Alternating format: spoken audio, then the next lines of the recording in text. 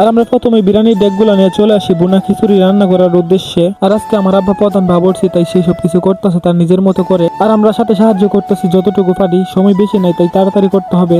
পরে মোটামুটি সবকিছু শেষ করে ডেক চুলার মধ্যে বসাই দিল। আর খোলা আকাশের নিচে এরকম মুহূর্তগুলো সত্যি অনেক আনন্দদায়ক। আর সব ভাই ব্রাদার এমন একটা অনুষ্ঠানে থাকা যার আনন্দের নাই কোনো তুলনা।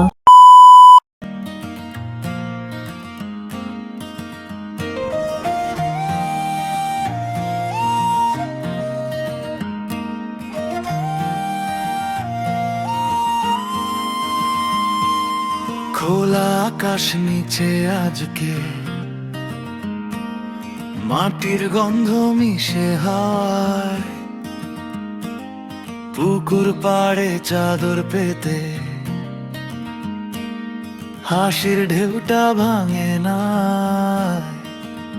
বংশের সব ভাই ব্রাদার এক টেবিলে ভাঙি দূরত্ব।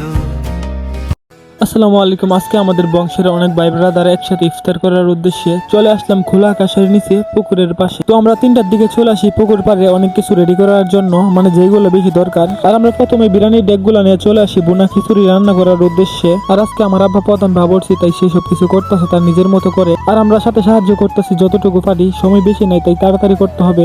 পরে মোটামুটি সবকিছু শেষ করে ডেক চুলার মধ্যে বসাই দিল।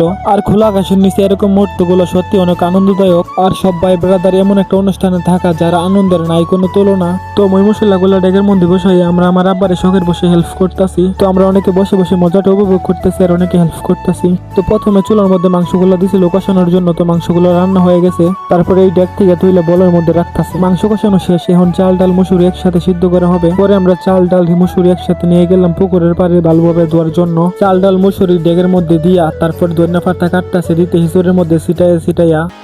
আজানের সুরে ভাঙে রোজা, মনটা ভরে যায়, একসাথে ইফতার করি, সুখে সীমা নাই।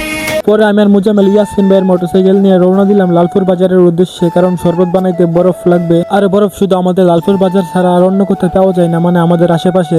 আর বাজারে 2জন আসার কারণ হইতেছে বরফ নেওয়ার সময় একজন লাগবে হাতে, আর একজন গাড়ি চলে যাবো বাড়িতে। তো লালপুর বাজার আসার পরে একটা বাজারের ব্যাগ নিলাম 10 টাকা দিয়ে। তারপর চলে গেলাম আইসক্রিমের ফ্যাক্টরিতে, কারণ সেইখানে ছাড়া আর কোথাও বরফ পাওয়া যায় না। তো ফ্যাক্টরিতে আসার পরে একটা ছোট ভাই বরফ গুলা দেখাইতেছে, পরে তার মতো করে একটা বরফ নিতেছে। পরে সে বরফটা আলগিতে উঠেতেছে আর আমি নিচে বাজারের ব্যাগ ধরে রাখছি, কারণ এইগুলোর কৌশল আমরা বুঝতাম না, তারা বুঝে। কারণ বরফ হইতেছে অনেক পিছলা জিনিস, তাই এইগুলা তোলার কায়দা অনেকে বুঝে না। পরে আমরা বরফ নিয়ে বরফের বিল দেওয়া পরে চলে আসলাম আমাদের ইফতারের আয়োজনের কাছে।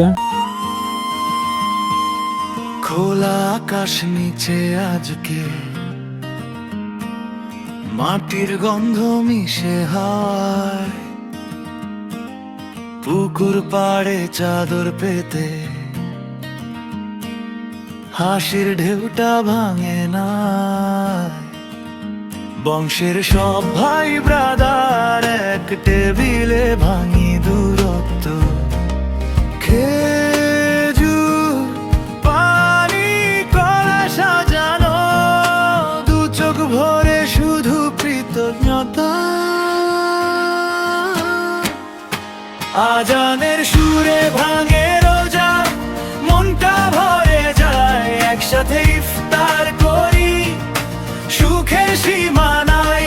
এই বন্ধন থাকুক সারা জীবন ধইরা, দোয়া করি রবের কাছে, এই রকম মুহূর্ত যেন আবার ফিরে পাই রে।